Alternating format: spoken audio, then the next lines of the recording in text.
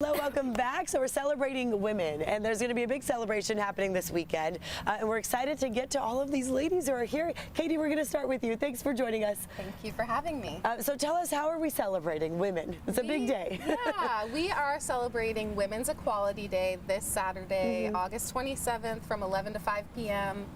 We have all kinds of events planned for the day. We have artists coming with vendors, women-owned businesses. We have art, workshops, performances, all throughout the day. And we have a couple artists and an author here this morning that we'll talk about, but I also want to talk about what's behind you.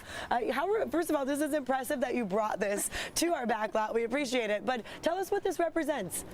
This is by two artists who are cousins, Carla Berner and Inez Nefsi, and they created Elitas, which is a revolutionary warrior for the Mexican Revolution. And these women not only cooked, cleaned, took care of the children, fed everyone, they also fought in the war. Wow. So we asked all the artists to create different artworks of a feminist inspiration, which you can find throughout the visit. Yeah, you see obviously the artillery and things like that, but that looks like medicine too. Spices. Yes, foods. Wow. There's a lot of storytelling within the work. This is amazing. And then on the back, what you can't see at home, there's a baby that she's carrying. If you want, thank you, Brad, coming on over.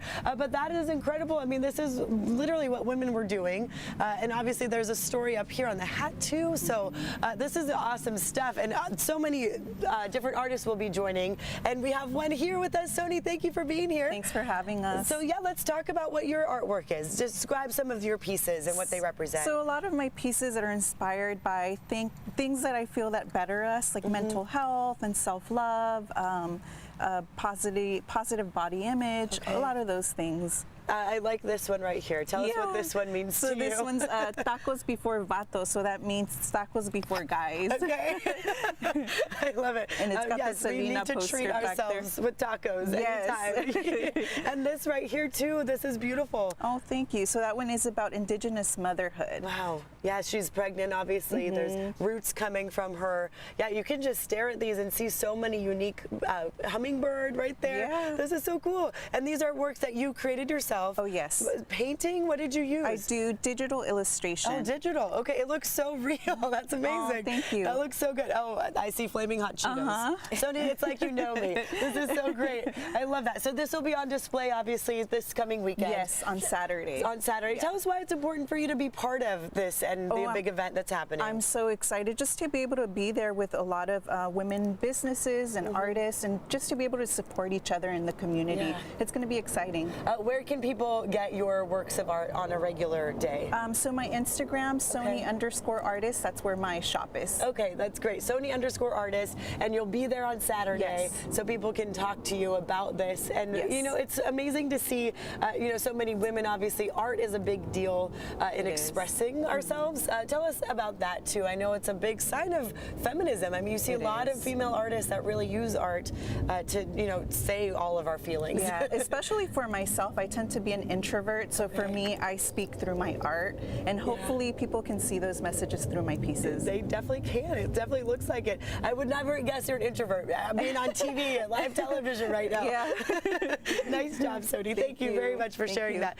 Now let's walk on over. We have an author joining us, Dr. Jennifer. Yes. Good morning. Thank you very much. Tell us about your works. What are your books here? Yeah, so basically what we have here is C4 Collection, which is a book series, and it's all about mental health.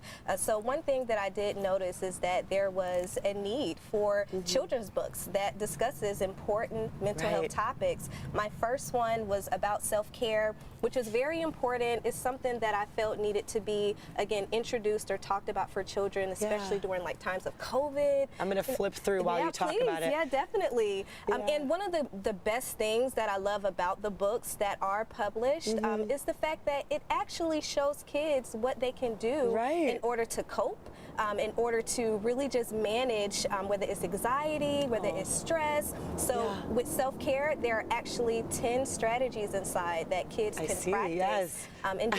I was going to say, I would like to learn these strategies too. 1, 2, 3, self-care is important to me. I know it's something that parents, I don't think, always talk to their kids about. They may talk to their friends about, but the youngsters need it too. And then what's this one? Music Queen? So yes, this is my newest. It will be published on the 30th. 30th of this month, So August exciting. 30th. It will be available, and it talks all about anxiety. So again, our kids, they experience or have similar experiences as us adults. And so again, similar to the first book here, there's an outline of just different strategies, coping strategies that children can not just learn but also practice. And it basically just tells the story of little Melody, as you see here on the front cover, and how she is able to get through just managing her anxiety at school, at home. I love it.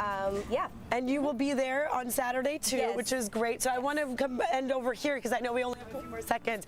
Katie, real quick, this is another mannequin, and you see an iPad as a head, right?